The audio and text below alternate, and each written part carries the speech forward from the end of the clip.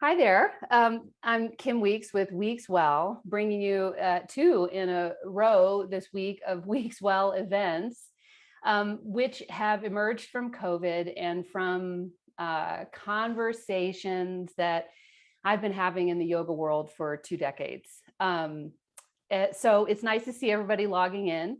And I am just, I'm not sure what the words are, so inspired and ecstatic and happy to welcome Angela Farmer, who is, as I was telling her before the call started, a legend, an icon, and a sage.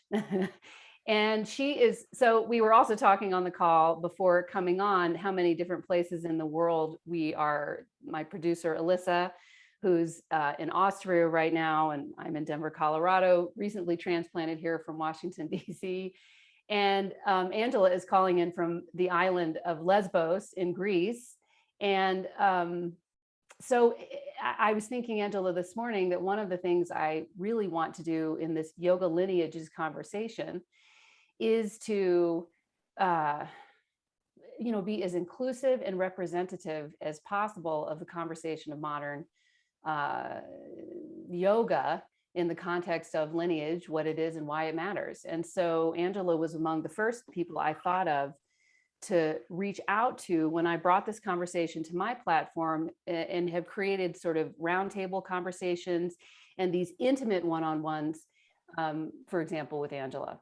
And so anyway, I really appreciate you're all coming. We're noticing that the live event is really fun because it's more intimate and smaller than ultimately the conversation becomes, because most people we are seeing, it's sort of trending that people podcast this later or watch it in clips, click through from, the clips we provide on social media.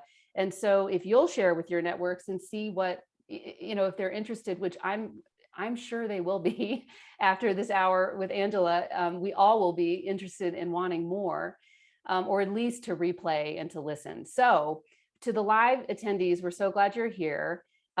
Before I asked two kind of questions of the audience, we're just polling two questions in the beginning to see, I don't know who you are and where you're coming from. And so anyway, as we get into the sort of housekeeping of the call, you can always chat into us on the Q&A.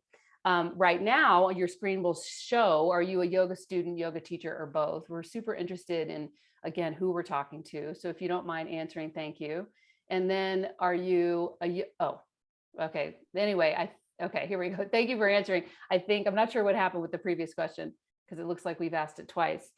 And then after you all answer that, thank you for just letting us know. We're going to ask you a second question and I'll let Alyssa put that up. We're still working out how to do this. So while Alyssa gets the second question up, I'll say, okay, here we go. How did you hear about this session? Did you hear about it from Angela, from us, from, social media? And that's it. So thank you for that. So the Q&A is where you can ask questions throughout the call. We'd like it to be a lively kind of exchange and dialogue, as Angela said previously. Before we started the call, questions are always good. And I've got a lot, and I know you've got a lot, and we just also want to listen. And so the chat you'll see coming out to you now will be links from Angela. I'm sure most of you know about her partner, Victor Van Kooten. And so is it Victor and, no, sorry, Angela and victoryoga.com, Angela? Angela-victor.com. Okay, so it's out there. So please take a look at that. And because they have events coming, hopefully there will be more as we sort of crack open the egg again and try to live in this new normal, the next new normal. So anyway, Angela, thank you so much for taking the time to come in and talk about yoga lineages and talk about your experience in them. For those who don't know Angela, she's been practicing yoga for, I'm going to guess, more than 40 years. Is that a good guess? Yes, I would say, wait a minute, 30, 40, 50, 60, 70, goodness, nearly 50 years. Oh, 50 years. Okay. So over 50 years, hold on. I'm just asking Alyssa if we're recording. I think we are. And so, you were a senior Iyengar yoga teacher and were in a lineage, and you now have, what we've described as your own, gosh, you wrote to me and said it's your own personal journey and experience, even if that could be called a lineage. So that's what I'd really love to talk about. And also talk about the thing that you said to me last week, which is that you think of lineages kind of like the musical scales. So can we start there and you talk about your journey in yoga and how you went through lineage, the value it held for you, and what's happened since then?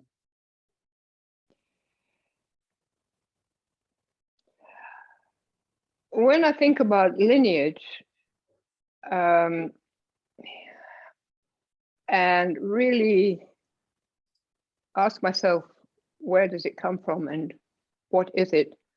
I realized that a lineage comes from one person who, for whatever reason, has found a way to come to a place of what we might call enlightenment, great wisdom, and therefore exudes a certain energy, a certain presence, a stability in, one could say, the essence of being. And that inevitably attracts people. And then it continues, they become followers, and then a teaching begins to develop. Because if someone has been diving very deep inside and uncovering and cleaning themselves from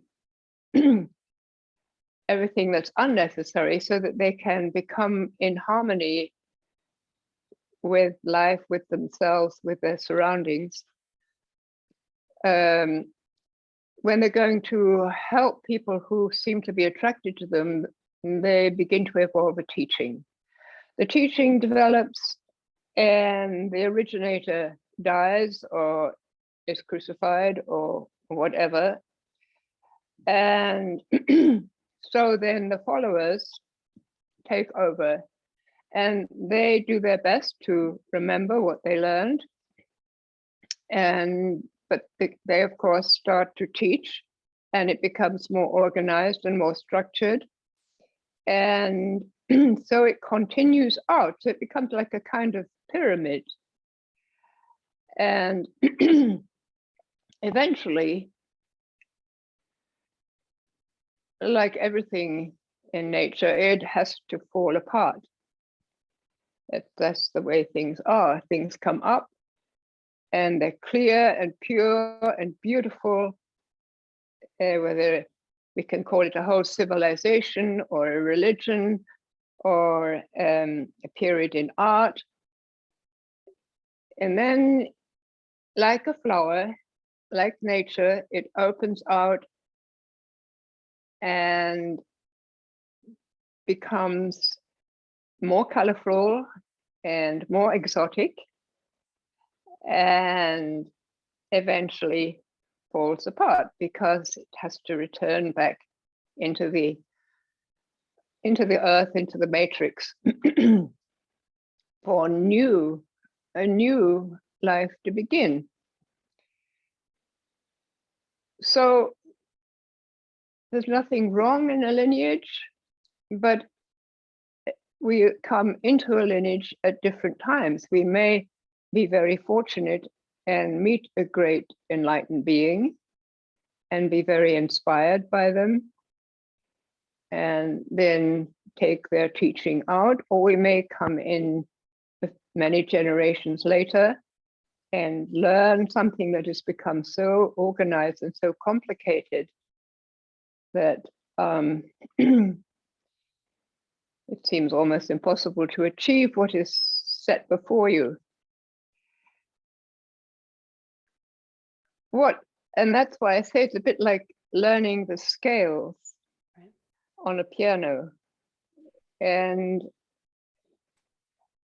what really always inspired me was what Krishna said to Arjuna in the Bhagavad Gita on the battlefield. It is better to follow your own dharma imperfectly than to follow another's dharma perfectly. Mhm. And then comes the real hammer. It's better to die than to follow another's dharma.